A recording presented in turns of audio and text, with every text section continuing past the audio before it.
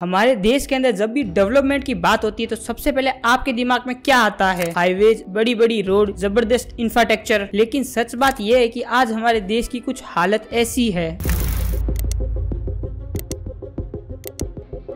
अब जब भी हमारे देश की इंफ्रास्ट्रक्चर की डेवलप की बात आती है तो सबसे पहले लोग सेंट्रल गवर्नमेंट को पकड़ते हैं, जिनमें से एक तरफ कांग्रेस और दूसरी तरफ बीजेपी। कांग्रेस जो कि यह कहती है बीजेपी एक बहुत ही करप्ट पार्टी है, इन लोगों ने देश का एक भी काम सही से नहीं किया, हजारों व करोड़ों रुपए ऐसे ही बैठकर खा गए, पर ये पैसा लेकर डेवलपमेंट के प्रोजेक्ट देते हैं। वहीं दूसरी तरफ बीजेपी यह बात कहती है कांग्रेस ने जितनी खराब हालतों में 2014 में हमें देश सौंपा है, उतनी खराब हालत में कोई अपने दुश्मन को भी ना दे। इनका यह कहना है कि इतनी खराब हालत में हमें देश दिया जिसको ठीक करते करते हमें 10 साल लग गए। बीजेपी की निर्मला सीतारमण ने पार्लियामेंट के अंदर हमारी इकोनॉमी पर एक व्हाइट पेपर शो किया और यह कहती है कि कांग्रेस ने हमारे देश का बुरा हाल कर दिया। हमारे देश के अंदर आधे से ज्यादा जो दिक्कतें हैं वो सब कांग्रेस की वजह से ही है। पर बात यह है कि दोनों पॉलिटिशियन पार्टी एक दूसरे पर हमेशा इल्जाम लगाती रहती है और यह चीज सालों से ही चलती आ रही है। पर जो सच बात है वो कुछ और है। 2014 यानी मोदी गवर्नमेंट आने से पहले हमारे देश का आखिर क्या हाल था और 2014 से 2024 तक मोदी गवर्नमेंट में आखिर कितना काम किया, आखिर हमारे देश के अंदर चल क्या रहा है। झटके में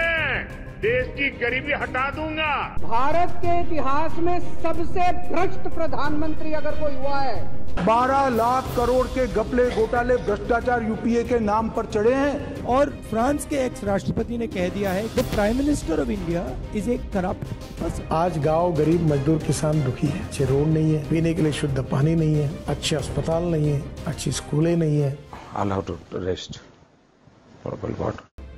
2020 से 2014 के बीच में आखिर क्या चीजें हुई, वहीं से ही हमारे देश ने एक इकोनॉमिक मूवमेंट पकड़ा था जहां पर मेजर की इम्प्लीमेंट किए गए थे, जैसे कि सर्व शिक्षा अभियान, जिसमें से हर एक चीज पर फोकस किया गया। हमारे देश के अंदर हर एक बच्चे को एजुकेशन किया जाए। नेशनल हेल्थ रूरल मिशन, यानी जितने भी रूरल एरिया है वहाँ पर हेल्थ केयर को प्रमोट किया जाए। नेशनल रूरल इम्प्लीमेंट स्कीम, जहाँ पर हर एक चीज के ऊपर फोकस किया गया। जितने भी रूरल एरिया के अंदर लोग रहते हैं उन सब लोगों को काम मिलना शुरू हो। 2008 के अंदर ग्लोबल फाइनेंस क्राइसिस देखने को मिलता है। अब जो 2008 का जो क्राइसिस था, इसकी वजह से हमारे देश के अंदर बैड थ्रेफ्ट आता है जो बहुत ही ज्यादा बढ़ने लगे थे। इसके बाद 2009 से 2014 के बीच जो भी होता है वो काफी डिस्टर्बिंग था। इस समय हमारी देश की इकोनॉमिक स्पीड से ग्रो कर रही थी। 2005 से 2012 के बीच में गवर्नमेंट के अंदर जो डेट थे वो काफी ही स्पीड से ऊपर जा रहे थे। ये सारी ग्रोथ की गई थी जो कि उधार के पैसों से लेकर की गई थी। हमारे देश के अंदर एग्रीकल्चर, क्योंकि हमारे देश में 45.6% वर्क फोर्स वो एग्रीकल्चर इंडस्ट्री से अलाइंस होते हैं। दोनों ही गवर्नमेंट ने सेम इक्वली परफॉर्मेंस दिया था। और अगर जानकारी अच्छी लगी हो तो प्लीज मेरे चैनल को फॉलो कीजिए और इसी तरह अपना प्यार बनाए रखे। जय हिंद।